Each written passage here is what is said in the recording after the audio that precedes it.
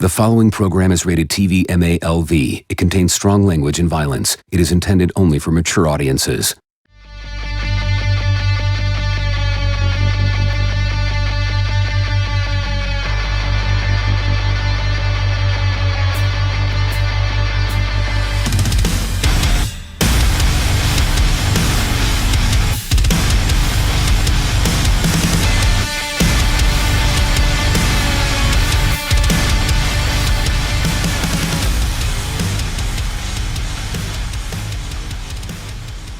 Welcome to Table Talk.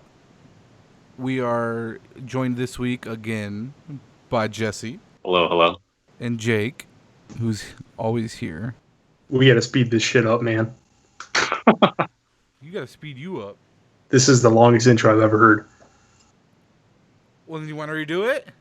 No, we're good. So we're gonna pause it this time real quick to throw in our first segment. Last week, we had a little bit of an issue where Jeremy did not understand the meaning of a bull shark and how far they can travel during their migration period. So we would like to take this time to introduce our new segment called Educating Jeremy.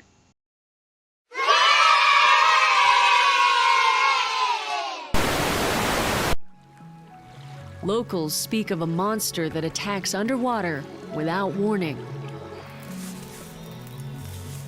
It happened to Sumitra Mystery. ওটা রেখেছিলাম তারপর জাল টেনে বাড়ি যাওয়ার সময় তখন খাবো তারপরে আবার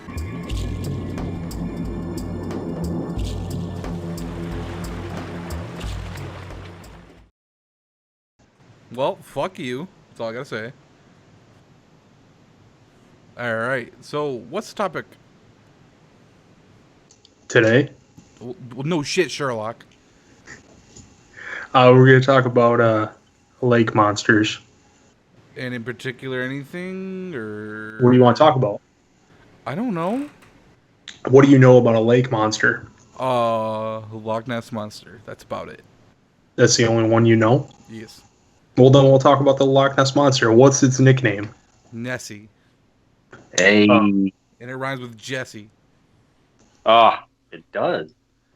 Jesse has told me he knows a lot about Nessie.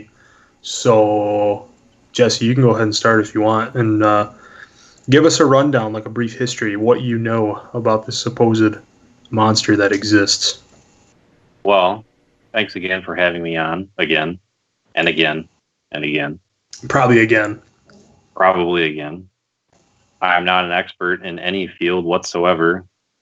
I never even went to school. Homeschooled, bitches. I do find the Loch Ness Monster very interesting when it comes to cryptozoology and folklore. I don't know everything about it, but I know enough to where I'd like to be open-minded about it. Fair enough. So I guess I could say right now I don't want to say that I believe in it. Okay. But I am open-minded. So obviously Loch Ness Monster, like the Loch Ness is actually the actual lake that it supposedly resides, and that is in Scotland. It's in the Scotland Highlands. And it's described as a very large, long-necked, with several humps, kind of almost like a water giraffe. That sounds pretty badass of an animal. I mean, it does sound badass, and it also sounds completely made up. It was first reported in the year 565, which was a long time ago. Not to say that there was a person that, stood in front of a camera and was like, check out this picture I took. That's just when the story kind of originated. But the modern day explosion of the Loch Ness Monster was in 1934, which I'm sure we are all familiar with the photo. It is technically called the surgeon's photograph of Loch Ness. It was in 1934, and it's that very popular one where Nessie's head reportedly sticking out of the water, and it looks like a fucking brontosaurus. I'm sure both of you have seen that. Oh, yeah. I've seen that picture numerous times. Okay. I feel like everybody's probably somewhat familiar with Loch Ness because it's kind of like second to Bigfoot. Like when it comes to cryptozoological animals. Like I feel like everyone's about it. It's probably I mean, it might even, see. I don't want to say it's bigger than Bigfoot, but it definitely is equally as interesting as Bigfoot. it might be bigger, like in the Eastern Hemisphere, not when it's. I mean, Western civilization, we're all about Bigfoot for whatever reason. So it might be popular over across seas. Well, if you know anything about cryptos, Michigan has two very big stories for lake monsters in Lake Erie and Lake Superior. We can talk about that later. But Loch Ness, the actual loch, which is basically a lake in whatever the fuck Scottish people speak. Scottish. Okay, but I wasn't sure, so I didn't want to say that. What was I saying? Oh yeah, so the picture in 1934, it was taken by it was a doctor. I'm trying to remember his name. Oh man, I cannot remember this dude's name. I'm actually gonna have to look it up. I got it right here. It was Robert Kenneth Wilson, a London gynecologist. Wow. Really? That's what, well, that's coming from Wikipedia, but it's also the first thing on Google. So he was a doctor. He's just different kind of doctor. So this doctor, he goes out, he was supposedly just had a camera on him. He saw this thing pop out of the water. He takes a picture of it, gives it to the newspaper. It blows the fuck up. But then, many moons later, it was come to find out that Dr. Wilson was full of shit. And he actually admitted that it was a submarine. And he was also tied to another hoax earlier in 1934 when he was a part of a hoax and a fraud involving a wild game hunter, Witherell.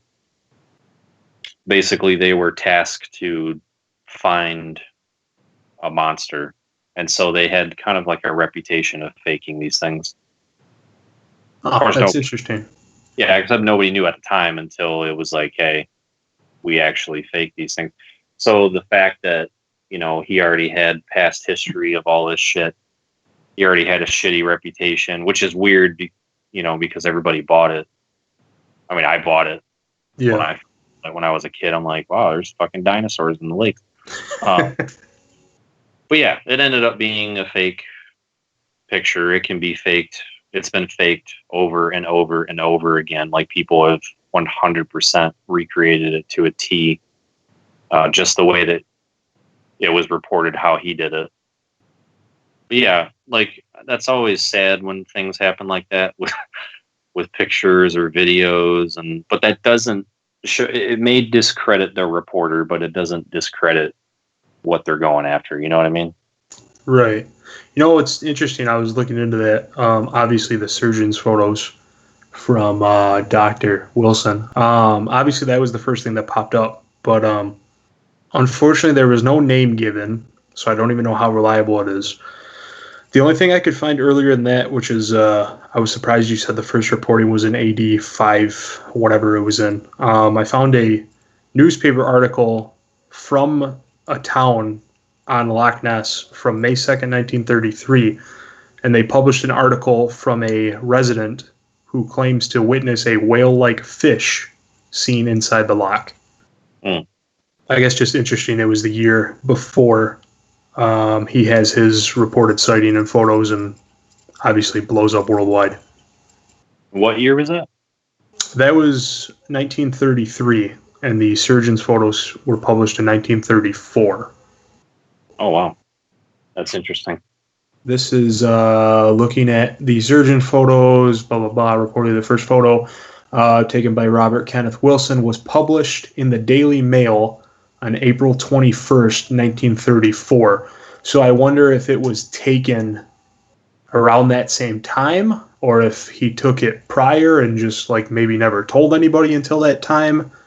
I don't know. It's just weird that a year prior there's a newspaper article posted about a giant whale-like fish, and then a year later, almost to the day, his photo was released of this sea creature. That's interesting. The 565 one, that is actually it was in the vicinity of Loch Ness, and it was in basically a written dialogue from Adamnan of Iona. He was an abbot and a statesman, and also a saint apparently in that day. But he wrote about it, and his work was published about a century after he wrote about it. And it was an Irish monk in St. Columba who was staying in that area with a whole bunch of other monks. And it was explained by the monks that there was a man swimming in the river, and he was attacked by a water beast, which mauled him and dragged him underwater. They tried to rescue the guy with a boat. Yes, they had boats back then, Jeremy. I know they had boats. I wonder what they looked like. canoes. I think they were like logs, and they just rolled on them. I don't know. But yeah, they went out to try to rescue the guy, find the guy. They never did. This statesman ended up writing about this story that he had heard from these Irish monks. And then there wasn't absolutely anything about a lake monster until 1871. So that is a huge time gap. Yeah, and 1871, it was I don't know what he was, but he was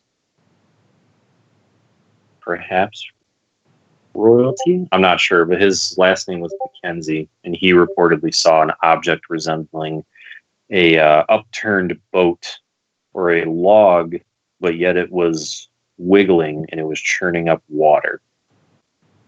And then it disappeared at a fast speed. So then, like, ever since 1871, it picks up.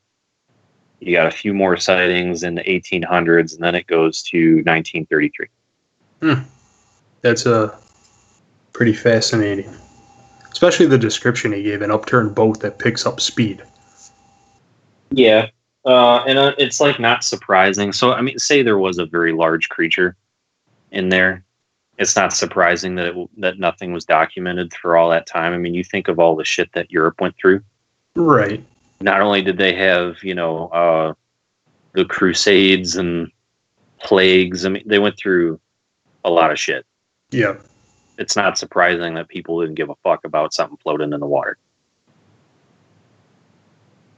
I did a little more research on that 1933 article while we're sitting here. So it was a female. A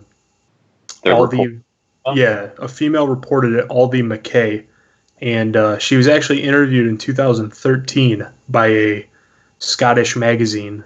She claims to still stick to her sighting. She claims she knows what she saw or believes what she saw. She said, "There's nothing that can fool me." She's also stated that she knew of the oral traditions of a quote-unquote beast living in the loch before actually having her sighting in 1933. So it totally makes sense of you saying there's been sightings before her, obviously. I mean, it sounds like it was pretty popular over there at that time. That's pretty cool they got to interview her. Yeah, I wonder if she's still alive today. It doesn't say how old she was, so... I mean, if you look at the history of sightings in the loch, I mean, it goes all through the 1900s. It kind of staves off around the late 30s.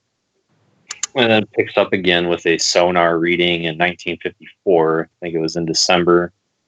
It was a fishing boat. So it was a crew, pretty big boat. And on their sonar, they just noted a huge fucking object. But it was keeping pace with the boat. Oh, okay. It was 479 feet below.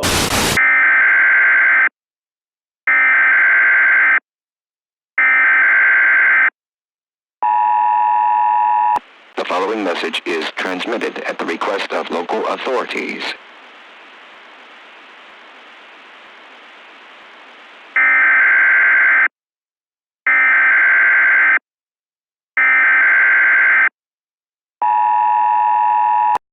So yeah, and it went on for 800 meters before it actually broke away. This was in Loch Ness. Correct. Okay. And then you have other sightings throughout the 50s, the 60s, 70s, and then it jumps to the 2000s. And there's I believe the newest sonar was from 2011 in August, and it was a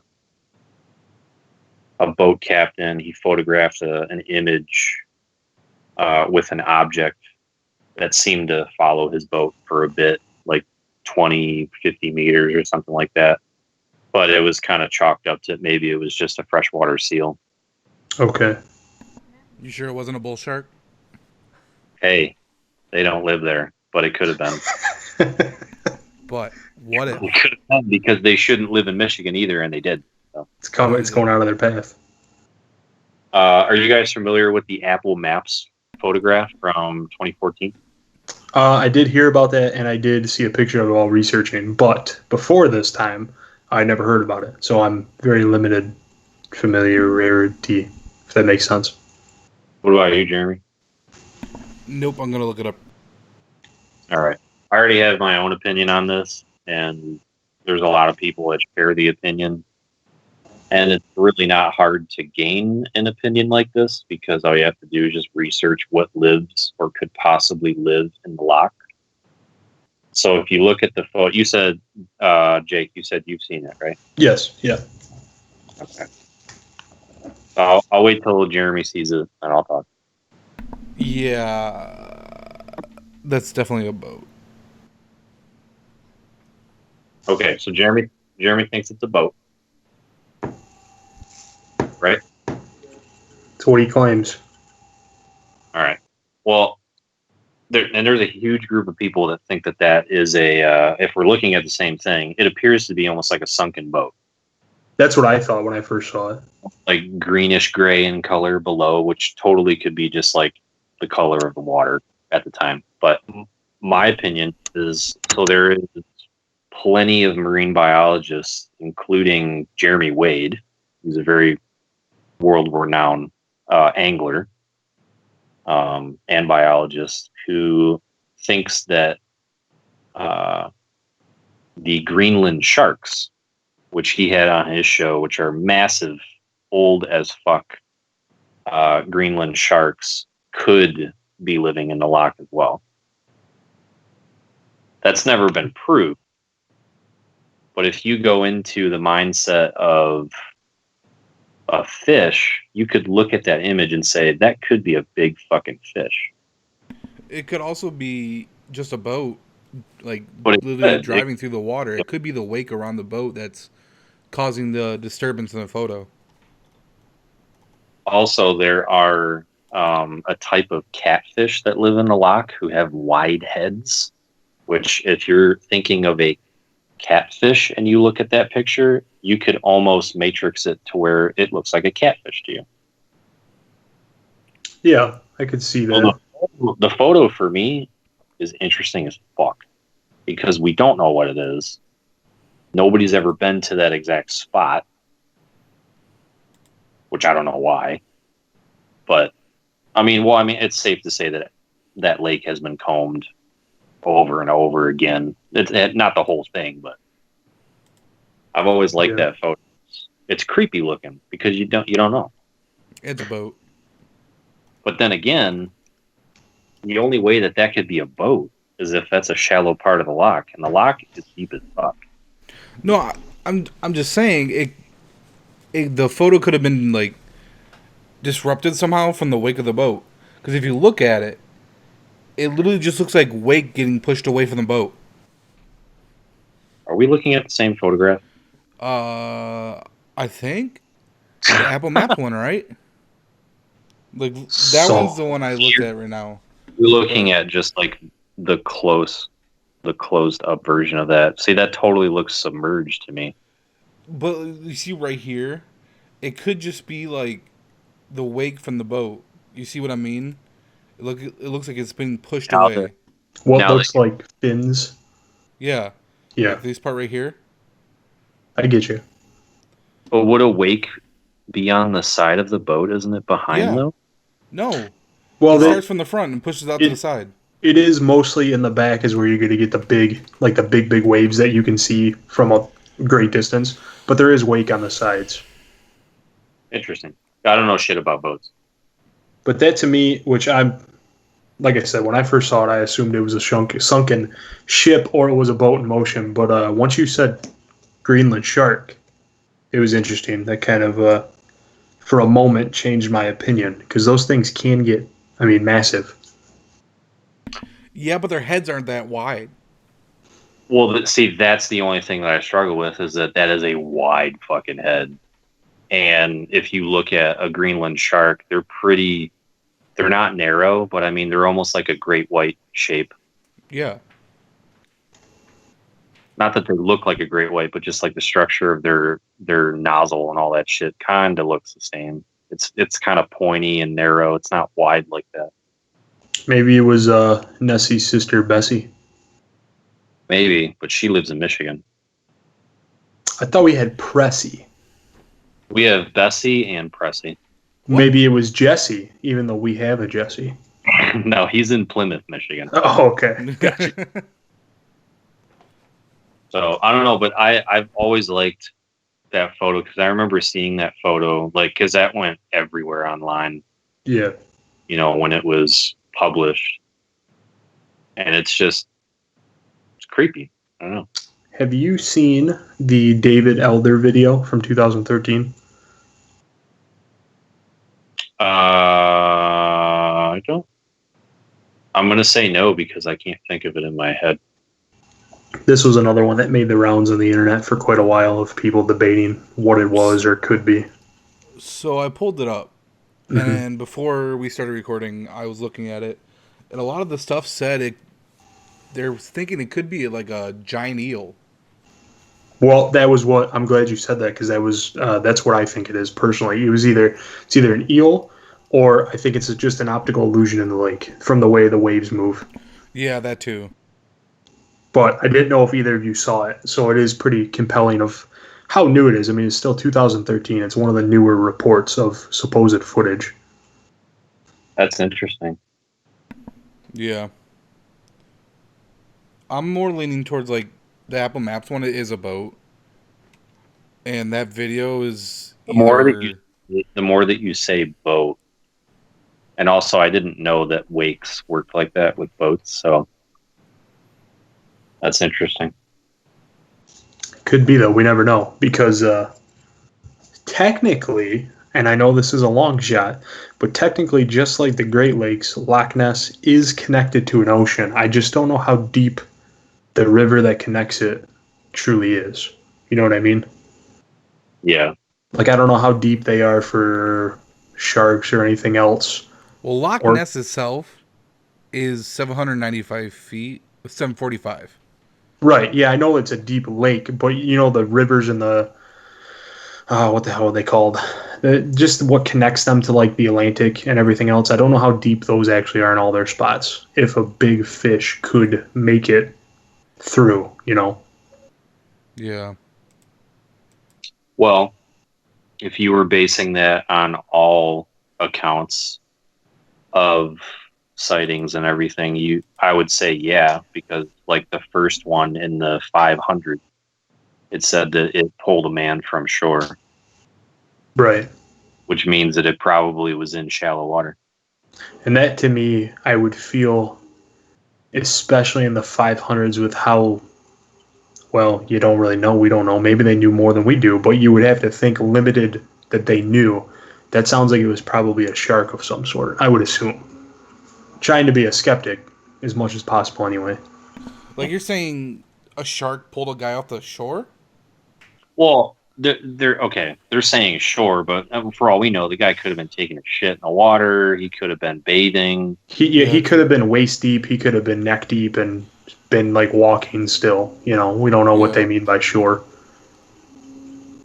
I mean, of course, when I think of a shore, I think of you're walking on the sand on a beach. You know, kids are building sandcastles, but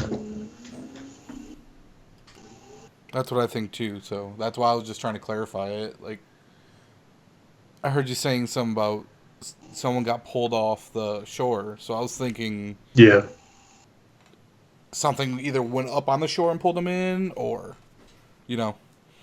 I wonder what animals live over there in that area. Like, as far as like, there's nothing over there that resembles like crocodiles, are there? No, it's too cold. Okay, that's what I thought. There's like sharks. I was looking it up. Is the average temperature of Loch Ness itself is like 5 degrees Celsius. Well, since I'm stupid and I'm an American, what is that in Fahrenheit? 41. Okay, thank you.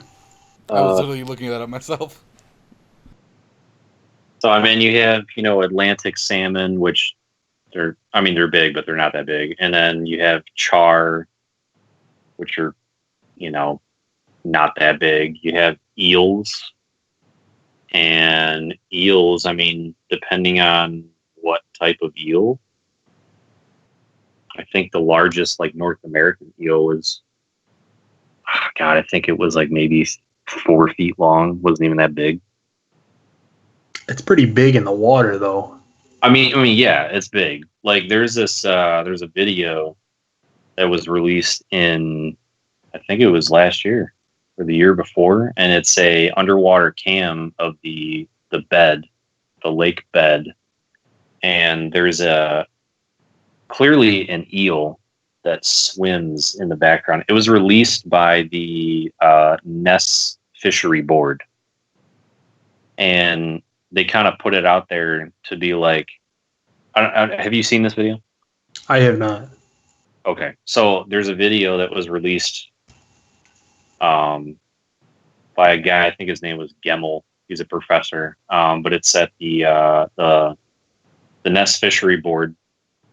They released it on their Twitter, and it's an underwater cam, and it shows a decently large eel swim in the background in front of this cam, and you're looking at it. If you're not looking for it, you're going to miss it because it's like really far back in the water.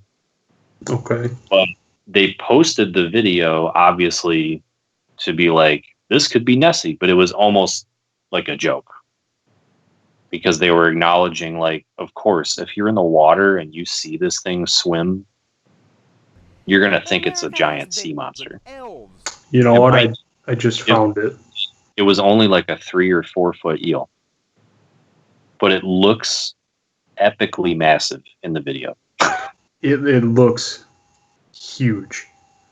Yeah, it looks like it's 15 feet long. Yeah, like that doesn't look 4 feet. If I saw that coming at me in the water, I'd be terrified. This was taken in the loch, so it's like, obviously there's large eels in the loch. I mean, maybe this is what people were seeing. Could be. But you have pike, but those aren't big. You got trout, they're not that big. Yeah, no. For things coming up and down in the loch, you got to remember that the loch has otters. And otters aren't that big either. Otters also swim in groups. Yeah. Do they have grouper over there? Do we know? Grouper? Any form of a grouper? No, I don't believe so. Okay, that's the only, like, I'm trying to think of just big fish that people would, claim to be a so-called monster. Hey, Jake. Yo. What's the video from? Is it History Channel? I got out of it now. No, I found it on some bullshit. Sorry, excuse me. Some bullshit. Loch Ness Monster is a real fucking thing. On YouTube? Yes, like the name of their channel was like it was Loch Ness Monster Truth or something to that effect. So, I mean, like you could look at a video like that, which was really helpful for them to put that out there, because it's like, okay, maybe, and just like our discussion last podcast about UFOs, like just because you can explain a lot of stuff away doesn't mean that there's not the possibility that it doesn't exist, though. I mean, it could. I mean, that's really all I got for Loch Ness when it comes to trying to figure it out, because there's not the only other thing that I could think of that could be in the loch, but they're not, like, say, officially documented being in the loch, is the oarfish. I don't know if you're familiar with an oarfish. I'm not. Okay, so an oarfish technically is found all over the place in the ocean. Oarfish are extremely long, serpent-like fishes. The largest one was over 100 feet long. It's creepy looking. Yeah, they look like something that was just created by someone who was high. Like, they look really creepy. And you can find them. They're incredibly elusive animals, but you can still find them. They technically live in the ocean, but since the loch is connected to the ocean, perhaps one could get in. But the only problem with that is that, oarfish, as of right now, are specifically saltwater creatures. So maybe it's not an oarfish. So I guess we can throw that out of the water. Literally. Well, bull sharks. Hey. Jeremy, you need a flashback of our educating Jeremy segment, because I can make another one. Fuck you. I can make a educating Jeremy today's topic, the oarfish. I'm looking at the oarfish. They got weird fins, man. Imagine one of those brushing your leg. It's very really deep down, and they do this cool thing to where they shoot straight up, like they're completely vertical in the water, and they shoot straight up to the surface. They level out, and they go completely vertical again back down. Listen, it might be the coolest fish ever. It might be, but it looks like Elton John. Oh, it's good. All right. It could be awesome, but it needs to work on its looks, because it looks horrible. Yeah, it needs to comb its hair. You got that bed head. What do you think about Pressie? There's a lot of shit on Pressie. That's in Lake Superior, which is the deepest of lakes for the Great Lakes. 1,300, Jeremy. 1,300 feet. Yeah, it goes 1,333 feet. And it's almost 3,000 cubic miles of water. Have you been there? I have, but not on it. I've fished on every Great Lake except Superior, and I'm really happy about that. Yeah. Because it's literally like a landlocked ocean. It is. Yeah. Which is crazy. I think a lot of people don't realize how fucking big it is. I mean, it's almost 32,000 square miles. That's huge. Huge. There's more shipwrecks there than in any other Great Lake. Yeah, it's because it's a fucking ocean. Literally, it'll take you days to cross that motherfucker. But Pressie is an interesting story. I mean, I know a little bit about Pressie. I mean, that Pressie story goes back to, I believe, the 1700s by the local Indians that lived in the area, and like they were passing these stories on to missionaries, and they had a name for it. I'm trying to think of, it was like Mishi Pishu or something. Yeah, it was. Wow, I actually got that. Mishi Pisu? Yeah, Mishi Pisu. I never knew how to pronounce it. I knew what you were talking about. They basically called it like a water panther. Yeah. And they had all kinds of stories going back for them forever about this water panther, eating people in the river and in the lake and all kinds of shit. And it had like a horse head and a serpent body, it had a long neck and like blackish green skin, and it was like 100 feet long or something. So, I mean, I think with every society, like group of people, you're going to have some type of folklore like that. Because, I mean, if you look at just North America in general, there's like, 50 different cryptoids? It's almost like one per state. Yeah. In our state of like 2 or 3. I mean, we have a lot because, I mean, you look at where Michigan's at historically, we had a fuck ton of different Indians, There's a lot of Indians in our area because we're so close to the border. So it's like, that's not surprising that we, the Indians at the time had these stories. But then again, it's like, what were they seeing? I mean, because, I think we may have talked about that last week, but if not, I'll just say it now. Like, you got to remember where their minds were back then. If they saw, say a sturgeon, they probably thought it was a fucking water dragon. Yeah. Sturgeons are crazy looking. Sturgeons are fucking monsters. They're literal monsters. Like, if you, the largest sturgeon was 24 feet long. It's like they're freshwater sharks. That's That's literally bigger than most of the biggest great whites. It could be a bull shark. Or a bullshitter like you. There's been all kinds of reports, like in the 1800s, late 1800s, there was reports of, I don't honestly know too many, like, actual documented stories of Pressie, but, like, Pressie has big history, within, like, and then you look at the marine wildlife that we have in the lakes. We have giant ass sturgeon. We have North American eels, which are 3 to 4 feet long. We have pike, but pike really aren't that big. Or we could have absolutely nothing, and it could all be fake. We don't know. True. We don't know. I mean, because we have, like, there's freshwater snakes, but they're not, like, we don't have anything huge. We don't have any, I don't believe there's any freshwater octopus or squid in the lakes, not that I know of. I don't think so.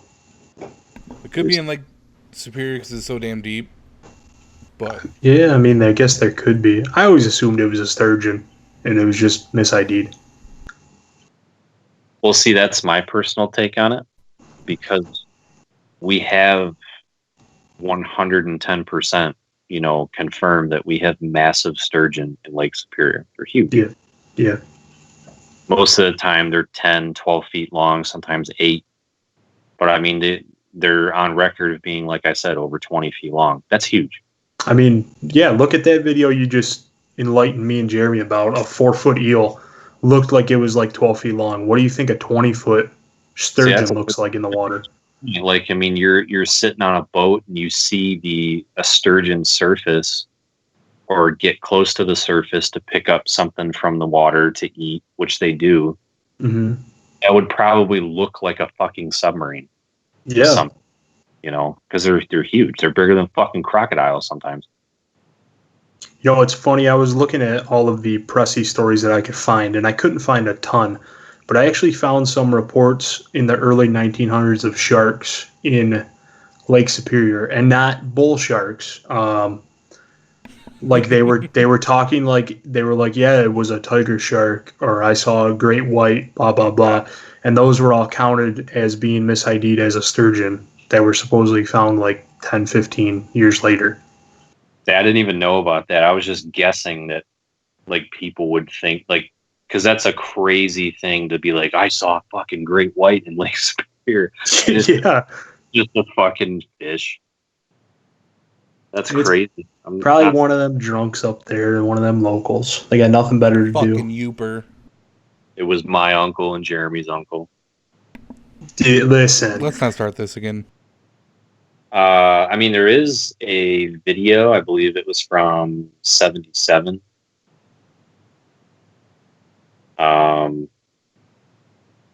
I might be wrong on that.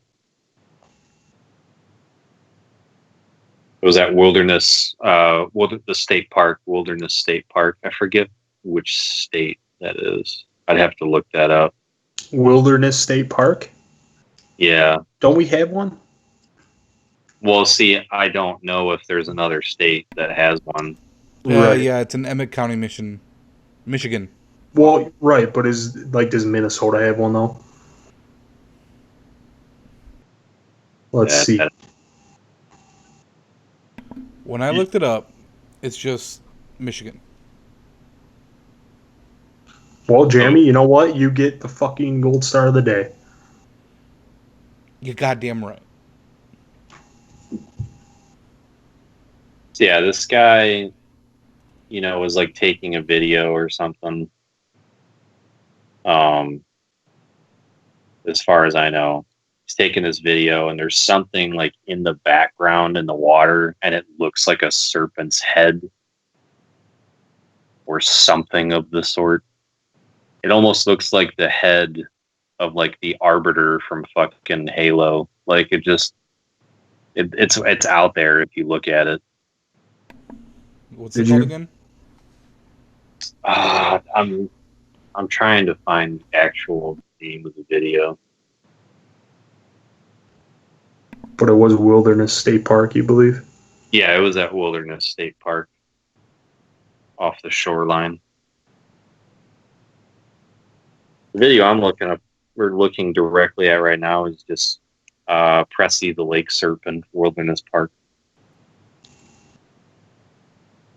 And it's not the direct video, it's the interview with the guy that saw it in 1970. Okay. He was interviewed in like 2004. I think it's funny how many legends Michigan has. Yeah, there's a ton of them. We're a very out there state. We got a lot of different people. Yeah. Yeah, I don't know what's going on. Good input. No, I'm talking about my You're mic. just like, I don't know what's going on. Jeremy, is it raining at your house? No. I hear a very static noise in my headphone. I can hear that as well. It's got to be Jeremy. I keep muting my shit. Jeremy, are you outside? He's Is in he his there? driveway. He left. Been abducted by bull sharks. Hello? Oh, there he is. I'm trying to fix this shit. They came down in their overturned boat and sucked him up. Hello? Yeah, hi. Hello. All right, I think I fixed it. All right, so that video was from Randy Braun. Does this one show the serpent? You can just see in the background. It just looks like a head surfacing on the water for breath. So like the whole idea that like, okay, yeah, the Great Lakes has a plesiosaur, which is a dinosaur. They, according to what paleontologists can tell us, plesiosaurs couldn't breathe water. They had to surface for air, kind of like how whales do, because they were technically a mammal. Okay. So this guy sees this head of a quote-unquote serpent and goes, yep, there's your plesiosaur monster, because it's coming up for air. But like, if you just look at it, you can't tell what the fuck it is unless you're going into it looking for a serpent type head. So this guy put all his chips on there's a dinosaur in Lake Superior. Pretty much. All right, fair enough. I mean, he's got a cool ass picture of the thing, whatever this is. I mean, it could have been a fucking beaver in the background taking shit. You know, we don't know. It sucks that all the best evidence for most cryptozoology or cryptozoology-esque type creatures, they're all old videos or pictures. Isn't that frustrating? Like, why can't anybody get shit with a GoPro? It pisses me off so much. But then the problem Shit ain't real. is like when they do get a video though with a GoPro, because I've seen some, immediately everybody's like, "Nope, that's fake." Well, that's like no, it's easy to fake. right? No, I get it. No matter what it is though, it could be underwater, it could be anything. And every time I see one, everyone's like, "Yo, it's fake. You're full of shit. That's just fake." Well, how do we know it's really fake though? Well, I mean, we don't know. It's easier to believe it's fake. Yeah, I mean, that's the easy route. No, those things don't live. They could. You truly don't know. Well, I mean, the thing with Lake Superior, it's the same thing with the ocean. It's so big. We have to believe that we haven't found everything that exists in the lake. Yeah. And it's not like there's a team of people like there is at the lock. There's not a team of people on Lake Superior that I know of that are like actively searching for this creature. I mean, because there's complete tour groups that run businesses looking for Loch Ness for tourism purposes. Over there in Scotland, I don't believe there's anything on Lake Superior for Pressie. Because it's way bigger there than it is here. Oh, yeah. I mean, over there, it's like a fucking culture. Yeah. You know what I find interesting about Lake Superior is unlike the thing I find so interesting about Lake Superior is unlike the other lakes, there's really no like big access point to an ocean. You know what I mean? Because like through the other Great Lakes, you have to go through the Soo Locks, which, let's be honest, if there's anything big living in it, it's not going through the Soo Locks without being seen. It's just not possible. No, I agree. There's a lake, Nepean, I'll call it, Nepean, I don't know how to pronounce it, up in Canada, that connects to Superior through rivers, which does connect to the Hudson Bay through rivers, and obviously leads into the Atlantic Ocean. So that's a possibility, but I don't know. It's like Lake Superior is like its own, basically enclosed, almost no entry, no exit type of deal. You got Bessie over in Lake Erie, which I've been on 3 times fishing. Have you seen anything weird? Nope. Just caught big ass bass. You said Lake Erie? Yeah, Lake Erie. Okay. It's also called the South Bay Bessie. And it was first recorded in 1793. I didn't realize these things have been around for that long. Well, I knew about Pressie. I actually, before we got on tonight, I actually had to look up some stuff on Bessie, which is weird. I feel like I should have known about Bessie before Pressie because I've actually been on Lake Erie a few times. Yeah. But yeah, Bessie's supposed to be same thing. It's supposed to be like a snake-like creature, 30, 40 feet long, foot thick, gray color. You know, back in like the 1800s, there was a schooner that reported a 40-foot serpent that was dark in color. Later that year, another crew spotted a similar sighting of a similar animal, except this one was like copper colored and it was like 60 feet long. They shot at it so these guys actually got engaged with this creature. They shot at it with their muskets, had no visible effect, according to the boat crew. Then that same year, later on, it was near Toledo. It was French settlers, I believe. They apparently encountered a big monster on the beach that was trying to eat them. And they said it was like 30 feet long, shaped like a sturgeon. And that was in the 1700s as well, you said? That was 1817. Oh, okay. Yeah. The first sighting was in Sandusky, Ohio, and it was a captain of a ship, and he was shooting ducks or whatever. He was like duck hunting or whatever. It was 1793, and he described that he kept seeing in the water something that looked like a rod that was like 16 feet long. That was the first sighting, but it didn't get really amped up until 1817 when they had the multiple sightings. There was another decent sighting. It was in 1896 on Crystal Beach near Fort Erie. There was multiple eyewitnesses who, it was like for almost an hour, they reported that they were watching a creature with like a dog / horse shaped head and a pointy tail come up and out of the water like multiple times. So that one sounds more reminiscent of what Nessie is believed to look like. Yeah.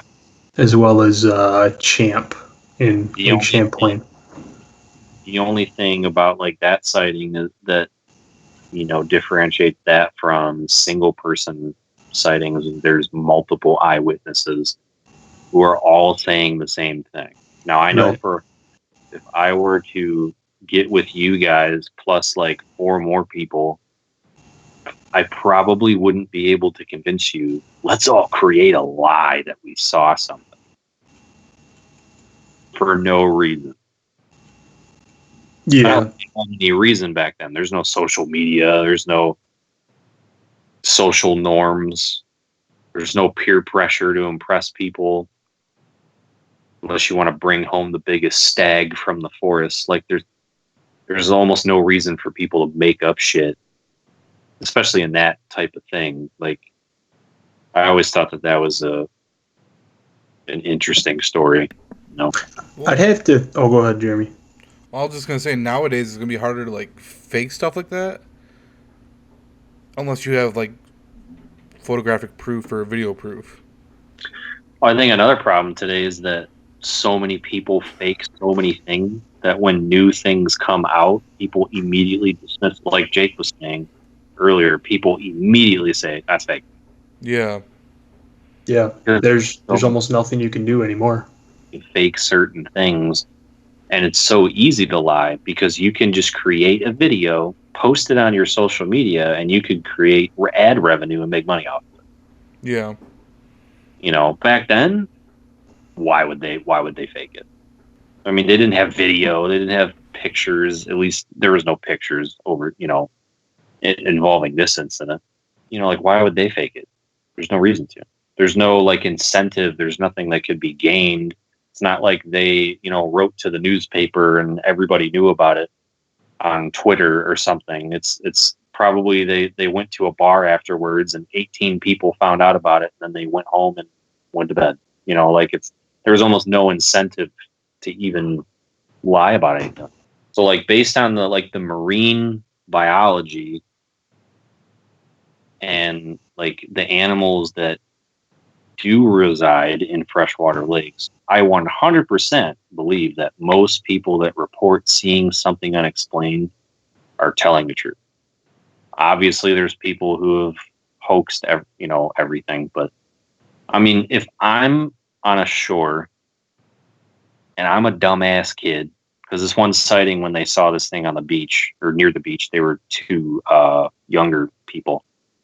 If I'm a dumbass kid and I don't know shit, and I see a fucking, 12-foot sturgeon in the shallows, I'm crapping my pants. And it's just, to me, it's probably going to look like a fucking great white shark or a dragon. Yeah. So I don't dispute most of freshwater sightings. With everything, like I always say, I try to keep an open mind, but I also like to stick with the facts. And it's why I don't 100% believe in giant lake monsters. I think it can be explained away with other things. I mean, if you look at, I feel like sometimes I have split personality disorder. You look at the etymology of cryptozoology, and so cryptozoology is a pseudoscience that aims to prove the existence of entities from folklore record. So that's what cryptozoology is. It's a pseudoscience. When people hear pseudoscience, they go, oh, it's fake. If you look at the etymology of pseudoscience, and I'll read it word for word so that there's no miscommunication. Pseudoscience consists of statements, beliefs, or practices that are claimed to be scientific and factual, but are basically, and I'm going to paraphrase, they're not up to par with the current scientific method. So they're disagreed on by mainstream scientists. That is not to say that pseudoscience is not real. Because if we look at, I think it was last time we talked, I touched up on the difference between objective truth and personal truth. Yep. Well, I fortunately had a very long conversation with my brother a few days ago. I had posted on my Instagram. I was bored, and I just basically challenged people to get into a debate with me because I was bored on any topic. And my brother, within like 30 fucking seconds, jumped to the task because he loves arguing, debating with me. He wanted to debate what is truth. My brother and I'm getting sidetracked, which is perfectly normal, so bear with me. My brother and I start talking about what is truth, and he had mentioned, which I'm so glad that he brought this up, truth, unfortunately, for the closed-minded, truth is also changing sometimes. So truth isn't just static. It's not just this is it and that's it. Sometimes truth moves and truth changes with time. So if you look at gravity, which is something that I brought up to my brother because I wanted to make sure him and I were on the same page. You look at gravity, forever, gravity was seen as a particle when it comes to physics. Because there's particles and then there's waves in the universe. So like everybody thought gravity was a particle. And then it wasn't until, and I'm going to pretend that I don't know what I'm talking about because I can't remember the exact year. But it wasn't until a certain year, hundreds and hundreds of years later, that gravity was actually found to be what's called a duality of force. It's both a particle and a wave. And now that is the truth pertaining to gravity. Based on that, truth changes, whether we like it or not sometimes. And I'll give her a little shout out here because now she is listening to these podcasts, but my other half, her and I got into a super in-depth conversation 2 nights ago. We were watching the amazing show on Disney Plus, Life Below Zero. Everyone should watch that show. Fantastic show. Dude, it's so crazy addictive watching that show. Jeremy, watch it. That's your homework. Yeah, Jeremy, Okay. do yourself a favor and just start off on season 2.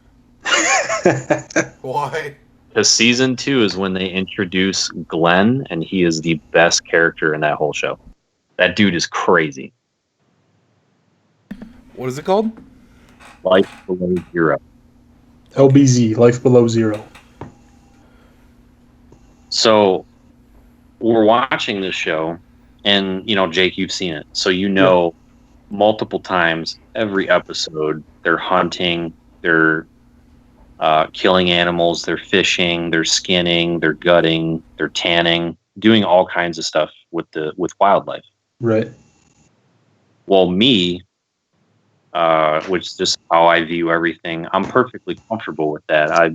I'm perfectly okay with hunting as long as it's for either food, or also I'm perfectly comfortable with hunting for wildlife conservation. I understand the concept of conservation. It's important. There is a science behind it, and it does help. It does help wildlife conservation hunting. It does. Well, my other half, who grew up differently than me, doesn't agree. She, Okay. never likes seeing the animals get killed. And I mean, I'd like to think that that's probably a normal thing, because I think it think, might be weird that people are like, yeah, he's gutting an elk. Who gives a shit? yeah. But anyways, so like we started this dialogue, and I kept asking, what's wrong? And she's like, well, this animal's dying. That's not okay. And I'm like, well, why? She's like, well, it's disgusting. I don't want to see this animal get killed. And I kept asking why. And she ended up saying, well, all animals have feelings. They can feel, they have a brain just like we are. And me knowing what I know, I'm like, no, as far as I know, yes, every animal technically has a brain, but a fish brain is 100% different from a human brain. You know what I mean? Like they're structured different. They may have all the same parts, but they're not the same capacities. And I went into the conversation about, the brain differences between a wolf and an orca. They're completely intelligent creatures, but they're intelligent in different ways. Orcas, 100%, scientists have found out that they do have like emotions. Wolves do not, as far as we know. And so here I am on like this intellectual high horse for like 10 minutes. And then it dawned on me. I'm like, I was remembering what my brother was talking about a few days before. And so I stopped and I looked at her and I said, you know what?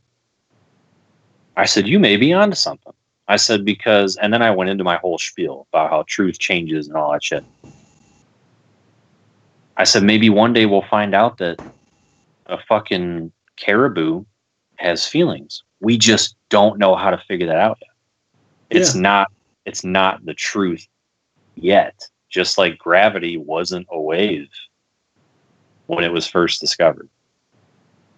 But now it is, both.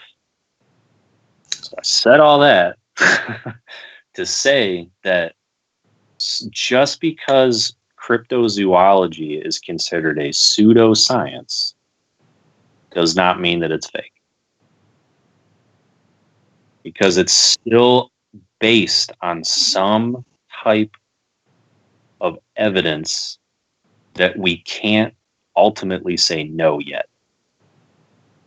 And I don't know if any of that made sense. Well, for me it did. I will tell you, this is your third episode that you've been our guest, correct? I believe. Yeah. And I think I've said the other two times what I'm about to say. I really like when you come on because you teach me something and you make me think a different way. So thank you for that. I just like to talk, and I'm happy to educate. And if you any, get way more content than me. that's well, Yeah, but Well, when you talk about stuff I don't know, what am I supposed to do? your Talk. content comes in beauty. That's your content. Oh, whatever. Yeah, everyone check out his fans only page. That's private. Nothing but loops of disappointment.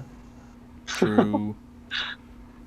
Yeah, no, I appreciate you coming on because you open my mind and make me think a different way than what I would have. I never would have thought of that, unless we had this conversation now. I never would have thought of changing truth. It's almost like a shitty experience, but yet awesome at the same time to change perspectives. Right. I was having a conversation with a coworker the other night about how he needed to look into comet theory, the Clovis comet theory. And if you don't know anything about it, you need to look it up. It's based on pseudoscience. But if you look at the pseudoscience behind comet theory, it is like 6,000% more factual and more believable than the actual mainstream scientific method of what happened to North America during the last ice age. Comet theory is like the alternative theory of what happened during the last ice age 12,000 years ago. But it's based on the actual evidence that scientists or pseudoscientists have uncovered and documented, it's actually more believable than mainstream theory. But it's not mainstream theory, so it's technically pseudoscience. So someone who looks at truth as something that doesn't move and it's always going to be the same, you would think of, as an example, you would look at comet theory and you would go, well, it's fake because it's not truth. That's someone who has kind of like just a static stance on what truth is. But when you have your perspective changed on certain things, whether it's comet theory or cryptozoology, that's almost a shitty but good experience because it's hard to let go of perspectives. Because a perspective is everything. Right. You know, and I kind of have had my perspectives changed on cryptozoology subtly, but they've changed a little bit because it's like, okay, it's a part of a pseudoscience. It's a science that's not accepted mainstream, yet it's not bullshit enough to where we can't say no. We have to say maybe, and that's a powerful thing. Jeremy, do you have any thoughts? I mean, I agree with him. You can't always just be like, nope, don't believe it. See, I think that's a dangerous thing to live your life and just be like, nope, no way. I mean, we talked about this with UFOs. Yeah. We actually talked shit. I think we talk about it every podcast because we talked about it with animals that were supposedly extinct and that were found. On the first podcast I was on, I think it's dangerous for anybody in any capacity to just say, nope, no way. I mean, because you never know. Well, we're gonna continue that, I'm sure, in some future episodes. We got a whole list of different stuff coming out that's gonna change some perspectives. I'm pretty excited about it. I mean, that's a big deal. I mean, I could probably, everybody, like all three of us could probably come up with 100 names, probably within several minutes, of people that we know for a fact that we cannot change their perspective on at least one topic. Oh yeah, I'm sure. Well, that goes to show how incredibly rare it is for a human being to be actually open-minded. It's like you got to be a free thinker. It's like I don't really know I know of several people who I would consider to be like free thinkers, but most people are not, just because we're programmed a different way, you know?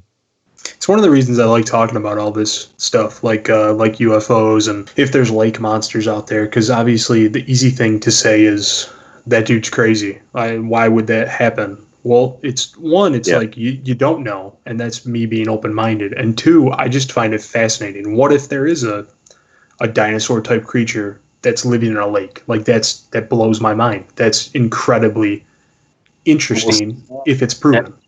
That you just said, what if?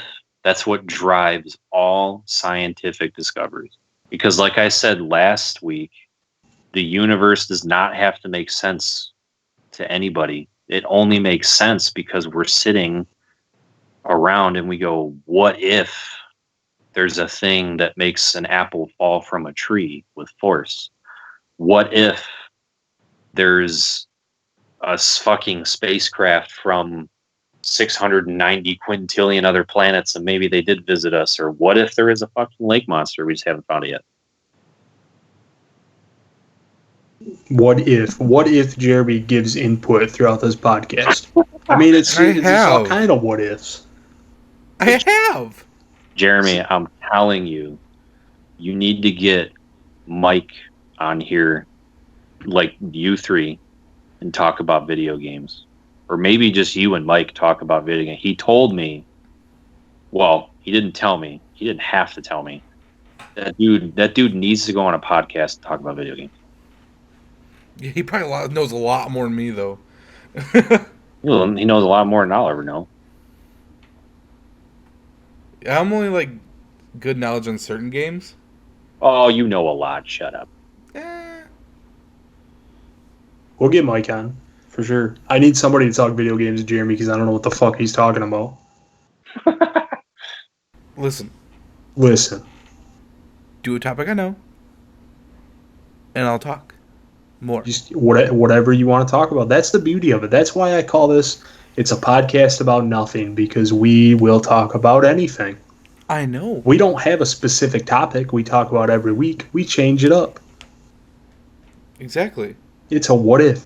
It's all what ifs. What if next if, week yeah. we talk video games? What if I have video games part 2 written down on the piece of paper in front of me, which I do?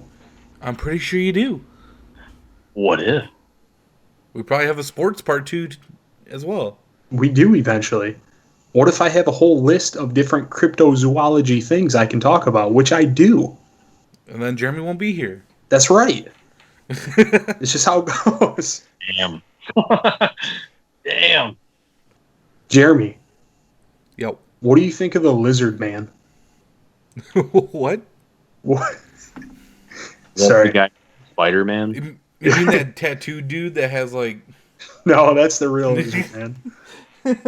No, I have that written down, but didn't know how you'd react, so I figured I'd ask you. He attacks cars in southern Louisiana. Oh, the one I looked up is Wait, in wait, South wait, Carolina. He did what? He attacks cars in southern Louisiana. Like, currently a lizard man attacks cars in Louis. Dude, I'm Supposedly. sorry. And if you know anybody in Louisiana, I'm sure that they're different from everybody else down there. Nobody knows what they're talking about in Louisiana. Listen, I've got a long list in front of me. All they do is make bomb-ass food. I've got a list of all these different cryptids, and next to lizard man, I have in parentheses the most outlandish and ridiculous. I've never heard of lizard man. That's Oh, funny. he's out there. I've heard of dog man, but not lizard man. Well, dog man's big in Michigan, though. You know what else is out there? Bull sharks. Hey, Jeremy, I don't did you think know that the movie Jaws was based on the story of the bull sharks that did eat people in the Mississippi River? Nope. Well, now you know, fucker. Nope. Fact. It's all lies. See, that's interesting because, the author of the Jaws book that was recreated into a film has gone on record saying that the bull sharks attacks are what inspired him to write the book. Then why'd he base it off a great white? Because great whites are fucking scary. You're scary. The great white was the biggest, baddest shark. Still is. Sure. Sure. Okay. Sure. Listen, I'd rather fuck with a great white than a tiger shark. Tiger sharks are way more aggressive. Yeah, but, can they bite your leg off in one chomp? Yes. Can they? I don't know. How big does a tiger shark get? They're pretty big. They're like a miniature version of a great white. Okay, when you say miniature, though, that right there downplays it. They're over 16 feet long. I was going to say like 12 feet. 16? Yeah. What's a great white, like 20? Males measure 11 to 13. Females 15 to 16. So it's technically bigger. A great white's only so scary because of Jaws. Yeah. Yeah, if they would have made a movie about otters, we would be terrified of fucking freshwater otters. Oh, the tiger shark is capable of hitting 16.5. So, what's the average? Commonly attains a length of 10 foot 8 inches to 13.11. Ding, ding, ding, ding. Okay, so it's a lot smaller than what I thought. It's about the same size as a great white, though. Everything is bigger down south when you talk about marine wildlife. Yeah, that's true. Everything's bigger. Like that Magna Pinna giant squid. Yeah, that was in the south. That thing was like 100 feet long or whatever. They didn't find that in the fucking Arctic. Maybe that's hope that they'll find Nessie. You know what? That is a good... Man, that's a good thing that you just said that, because that's perfect as an example. The Magna Pinna was considered to be just bullshit talk from all the sailors and all the water bitches throughout history. I don't really know what else maybe Marines, but I'm just calling everybody that traversed water in the early history of the world. We're going to call them water bitches. It was said that was just a myth. It was just a cryptoid. It wasn't real. There was no fucking way. There was no proof. And then bam, a drilling team in the Gulf of Mexico finds this shit. And it's like fucking massive. Yep. Now that they know where to look and how deep they have to go, they're finding these fuckers all over the place. And they are literal things of nightmares. Like, it actually looks like a cryptozoological creature. Because it looks like a fucking fake rendition of something on the fucking Sci-Fi Channel. So, be the lake monsters will have the same fate. Maybe they were real and they've died out. Maybe. It's not like there was any wildlife biologists or conservation officers to document the extinction of animals hundreds of years ago. Maybe Nessie crossed the Bering Land Bridge and had babies in Lake Superior. Maybe that's a deep conversation. Jeremy needs to be stoned for that one. Jeremy needs to eat one of his edible pizzas. I'm kind of tired of pizza. You don't say that. I've had it every day this week, man. Jeremy's the type of guy that cooks spaghetti and then puts like weed shavings on top for Parmesan. Oh my god, I hate you. My fucking chair needs to be fixed. He loves that green Parmesan. Walk in, it's like, damn, you use a lot of parsley. That ain't parsley. Yeah, shit's the best parsley in the world. Got you feeling good. Hey, man, try my parsley, man. Look, I am right now. What? A bag of parsley. Release the Kraken. That's all I gotta say. Jeremy, why do you have a bag of oregano in your sock drawer? Man, that's not oregano, man. He likes to cook in his bed. Whatever. Dude keeps a crock pot next to his pillow. Woo! Oh, man. Well, we covered a lot this time. We covered a lot about lake monsters, that is. Shit, I didn't know that much. In my head, I was amping it up to where we were going to have this epic debate on how you believed that they were real and I believed that maybe they weren't. But then through like conversation, we're both like, maybe.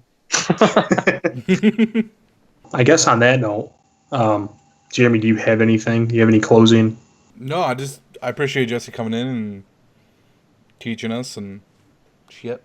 I feel like we successfully teach each other. You mean Jeremy teaches you? Well, I don't teach shit. Jeremy doesn't really teach me. No, you know what? Jeremy got me with that Apple image. He did, that's right. True. Because I actually had a completely different take on that photo until you started talking, and then I was like, fuck. That was his golden star. You basically changed my mind on that photo. So, nicely done. Jeremy, we put you up on the good doodle board today. I'm a good noodle. So we'll put you as the co-host this time. But no, we appreciate you coming on again. All them people that are out there and you feel like you want to debate with this man, good luck. You can find him on Instagram at the Demby. You can follow him and our good friend Mike as well on YouTube, Big Whoop Magazine. Shout out Big Whoop Magazine. Jesse, thanks again. You got anything else? Nope. Just it's always a pleasure being on and having dialogue. It's important. For sure. Jeremy? Sounds good. All right. Thanks, guys. We will catch you next time. All right. This is Table Talk. Have a good night, and we'll talk to you later.